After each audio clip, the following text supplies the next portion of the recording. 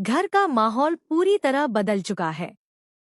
जिस घर में कभी हंसी और खुशियों की आवाज गूंजती थी, आज वहीं हर तरफ तनाव और खामोशी छाई हुई है। स्नेहा की आंखों में आंसू हैं और परिवार के हर सदस्य के चेहरे पर चिंता साफ दिखाई दे रही है। किसी को समझ नहीं आ रहा कि आखिर ऐसा क्या हुआ जिसने दुर्गावती को इतना बड़ा कदम उठाने पर मजबूर कर दिया। कहानी की शुरुआत होती है सुबह के समय, जब स्नेहा पूजा के लिए आती है। उसे उम्मीद होती है कि शायद आज सब कुछ ठीक हो जाएगा और परिवार के बीच की गलतफहमियां दूर हो जाएंगी।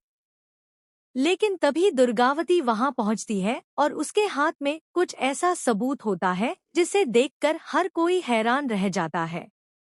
दुर्गावती गुस्से में स्नेहा से कहती है, मैंने तुम्हें इस घर की बेटी की तरह रखा, तुम पर भरोसा किया, लेकिन तुमने मेरे विश्वास को तोड़ दिया।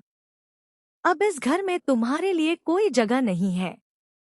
स्नेहा यह सुनकर टूट जाती है। वह रोते हुए कहती है, माँ, आपने जो देखा है वह सच नहीं है। मुझे अपनी बात साबित करने का एक मौका दीजिए। मैंने कभी इस परिवार का बुरा नहीं चाहा। लेकिन दुर्गावती का गुस्सा शांत नहीं होता। घर के सभी लोग स्नेहा का साथ देने की कोशिश करते हैं, मगर दुर्गावती अपने फैसले पर अडिग रहती है। वह कहती है कि अब स्नेहा को इस घर से जाना होगा। स्नेहा अपना सामान लेकर दरवाजे की तरफ बढ़ती है। उसकी आंखों से आंसू लगातार बह रहे हैं। वह आखिरी बार घर की तरफ देखकर कहती है, मैं जा रही हूँ, लेकिन एक दिन सच जरूर सामने आएगा। उस दिन आपको पता चलेगा कि गलती मेरी नहीं थी। जैसे ही स्नेहा घर से बाहर निकलती है, तभी कहानी में एक बड़ा मोड़ आता है। घर की एक सदस्य को ऐसा राज पता चलता है जो पूरी सच्चाई बदल सकता है।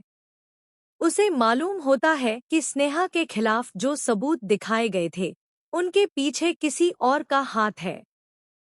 अब सवाल यह है कि आखिर कौन है जो स्नेहा को इस घर से दूर करना चाहता है? किसने दुर्गावती के मन में स्नेहा के खिलाफ गलतफहमी पैदा की? और क्या स्नेहा वापस इस घर में अपनी इज्जत के साथ लौट पाएगी? आने वाले एपिसोड में दर्शकों को देखने को मिलेगा कि स्नेहा अपनी बेगुनाही साबित करने के लिए एक बड़ा कदम उठाएगी। वह उस व्यक्ति का सच सामने लाने का फैसला करेगी जिसने उसके रिश्तों को तोड़ने की कोशिश की है।